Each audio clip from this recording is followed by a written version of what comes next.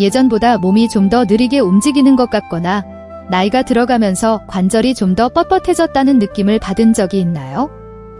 여러분만 그런 게 아니에요. 60대가 지나면서 많은 사람들이 겪는 공통적인 경험이죠. 그런데 여기서 중요한 점은 나이가 들면서 몇 가지 통증이나 불편함이 자연스러운 현상처럼 느껴질 수 있지만 그중 일부는 우리가 매일 하는 일 때문에 더 빨리 진행될 수도 있다는 것입니다. 바로 지나치게 많이 걷는 것이죠. 혹시 이렇게 생각하실 수도 있겠죠. 걷는 게 나에게 좋은 거 아니야. 맞아요. 걷는 것은 정말 건강에 좋은 운동입니다. 특히 나이가 들수록 말이죠. 하지만 모든 것에는 적당한 균형이 필요합니다. 지나치게 걷는 것이 결국은 노화 과정을 가속화할 수 있다는 사실을 알고 계셨나요? 특히 관절, 뼈, 근육에 큰 영향을 미칠 수 있어요. 오늘 이 영상에서는 그 이유를 설명하고 어떻게 하면 무리하지 않으면서도 몸의 활력을 유지할 수 있는지에 대한 간단한 전략들을 공유할 거예요. 우선 나이가 들면서 왜 지나치게 걷는 것이 그렇게 좋은 선택이 아닐 수 있는지부터 살펴보겠습니다. 우리가 장시간 걷거나 과도하게 고강도 활동을 하면 관절에 특히 무릎, 엉덩이, 허리 부분에 추가적인 부담을 주게 됩니다. 이 부위들은 나이가 들면서 자연스럽게 마모되기 때문에 원래도 취약한 부분이에요. 시간이 지나면서 이 추가적인 스트레스는 골관절염과 같은 질환을 초래할 수 있습니다. 골관절염은 통증, 뻣뻣함, 이동 능력 저하를 일으킬 수 있습니다. 생각해보세요. 우리가 한 걸음 한 걸음 내디딜 때마다 몸에 충격이 가해집니다. 오래 걸을수록 관절에 더 많은 부담을 주게 되고 특히 오랜 기간 걷기를 해온 사람들에게는 점차 그 부담이 쌓이게 됩니다. 중요한 건 걸음 수만의 문제가 아니라 우리 몸이 반복적인 움직임에 어떻게 반응하는지라는 점입니다. 우리가 움직일 때 근육과 관절은 복잡한 춤을 추듯이 협력하게 되죠. 나이가 들면서 일부 근육과 조직들은 유연성이 떨어지고 반응 속도가 느려지며 이는 충격을 제대로 흡수하지 못하게 만들어 더 많은 통증과 뻣뻣함을 유발할 수 있습니다. 그렇다면 어떻게 균형을 맞출 수 있을까요? 과도하지 않으면서도 활발하게 움직이려면 어떻게 해야 할까요? 첫 번째로 기억해야 할 것은 올바르게 걷는 것은 여전히 나이가 든 사람에게 가장 좋은 운동 중 하나라는 것입니다. 중요한 것은 무리하지 않는 것입니다. 자신의 몸에 귀 기울이고 몸이 보내는 신호를 잘 듣는 것이 중요합니다. 긴 시간을 걸은 후 피곤하거나 불편함을 느낀다면 그것은 자신이 너무 무리하고 있다는 신호일 수 있습니다. 걷는 것이 너무 많은 부작용을 가져오지 않도록 하기 위한 간단한 방법은 운동 루틴을 바꾸는 것입니다. 걷는 것을 완전히 중단하라는 것이 아닙니다. 걷는 것은 혈액순환을 개선하고 기분을 좋게 하며 심혈관 건강을 유지하는 데 매우 좋은 운동입니다. 대신 운동 루틴에 다양성을 추가해보세요.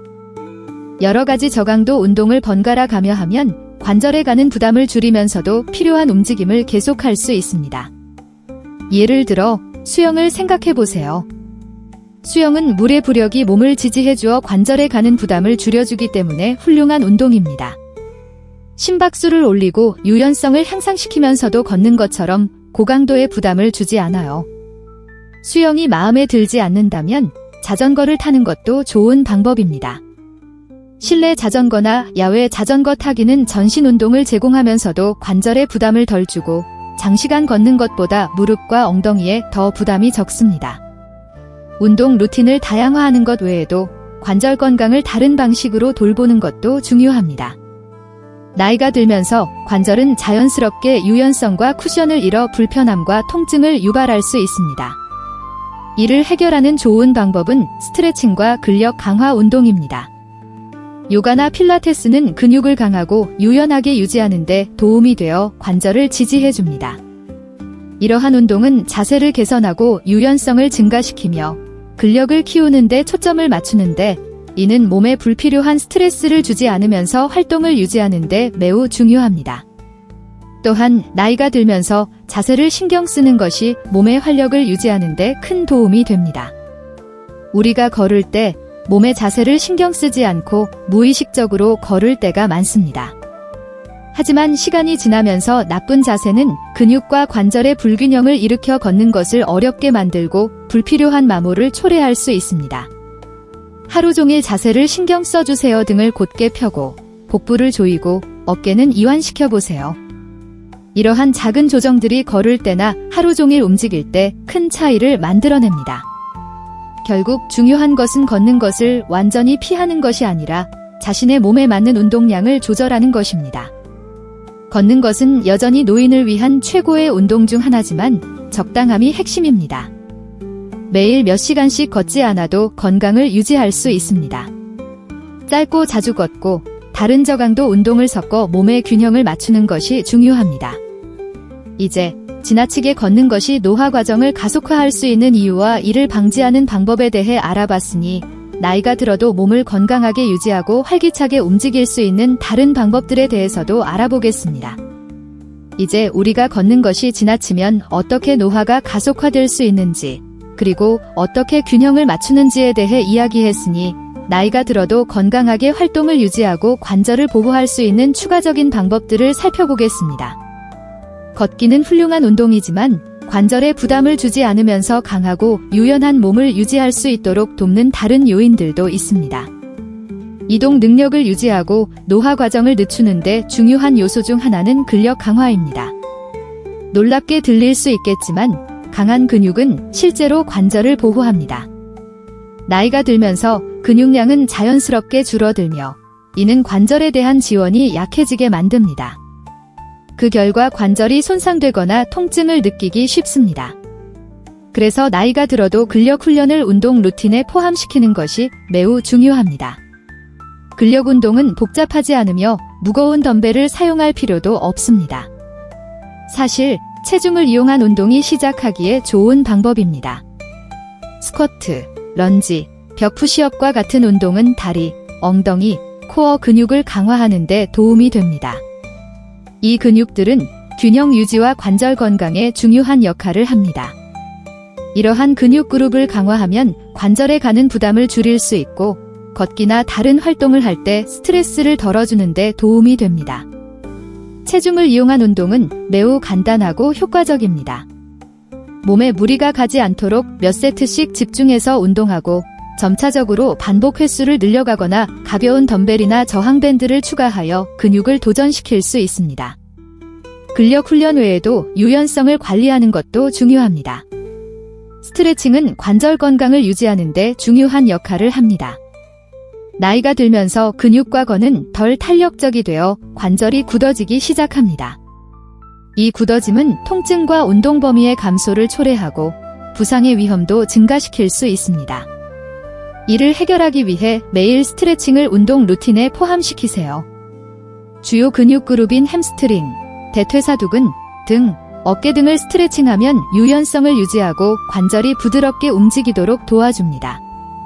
안전하게 스트레칭하는 좋은 방법은 운동 전 동적 스트레칭에 집중하는 것입니다. 동적 스트레칭은 다리 흔들기나 팔원 그리기처럼 관절을 전체 범위로 움직이며 하는 스트레칭입니다. 동적 스트레칭은 근육과 관절을 움직임에 준비시켜 부상의 위험을 줄이는 데 도움이 됩니다. 운동 후에는 정적 스트레칭을 포함시키세요. 각 스트레칭을 20에서 30초 동안 유지하여 근육을 이완시키고 유연성을 증가시킬 수 있습니다. 요가는 유연성, 균형, 그리고 관절 건강을 개선하는 또 다른 훌륭한 방법입니다. 요가는 저강도 운동으로 이완을 촉진하고 스트레스를 줄이며 근육 강도와 유연성을 높입니다. 많은 요가 자세는 코어를 강화하고 자세를 개선하는 데도 집중하는데 이는 걷기와 움직일 때 도움을 줍니다. 요가에 익숙하지 않더라도 초보자용 수업이나 영상을 통해 간단한 움직임을 배우고 몸에 부담을 주지 않는 방법을 배울 수 있습니다. 이제 근력 훈련과 유연성에 대해 다뤘으니 이제 회복과 휴식에 대해 이야기해 봅시다. 신체 활동 후 특히 나이가 들수록 몸이 회복하는 시간이 필요합니다. 직관적으로는 운동을 많이 해야만 좋아지는 것처럼 느껴질 수 있지만 실제로 관절 건강에 있어 휴식은 운동만큼 중요합니다. 운동을 하면 근육에 작은 찢어짐이 발생하고 그 회복 기간 동안 근육이 치유되고 강해집니다. 만약 회복할 시간을 주지 않으면 염증이나 통증이 증가하고 부상의 위험도 커질 수 있습니다. 나이가 들수록 회복이 더 길어질 수 있지만 그렇다고 해서 중요하지 않다는 건 아닙니다. 충분한 수면을 취하는 것이 중요합니다. 수면 중에 몸은 치유되고 재생되기 때문에 관절 건강에도 매우 중요한 역할을 합니다. 매일 7에서 9시간의 양질의 수면을 취하는 것이 이상적입니다. 적절한 수면은 근육을 회복시키고 염증을 줄이며 면역 시스템을 지원하여 관절 건강을 증진시킵니다. 수면 외에도 폼롤링이나 마사지와 같은 회복 기법을 운동 루틴에 추가하는 것도 고려해보세요. 폼롤링은 근육과 근막의 긴장을 풀어주고 혈액순환을 촉진하며 운동 후 근육의 통증을 줄여줍니다. 테니스 공이나 마사지 도구를 이용한 부드러운 셀프 마사지도 근육의 긴장을 완화하고 순환을 개선하여 관절이 더 편안해지고 덜 뻣뻣해지게 도와줍니다. 또 다른 효과적인 회복 방법은 온열 또는 냉찜질입니다. 냉찜질은 운동 후 염증을 줄이고 통증을 마비시키는 데 효과적이고, 온열은 긴장된 근육을 이완시키고 혈액순환을 촉진하는 데 유용합니다. 몸의 상태에 따라 냉찜질과 온찜질을 교대로 사용하면 관절을 최상의 상태로 유지할 수 있는 좋은 방법이 될 수 있습니다. 마지막으로 다루고 싶은 부분은 영양입니다.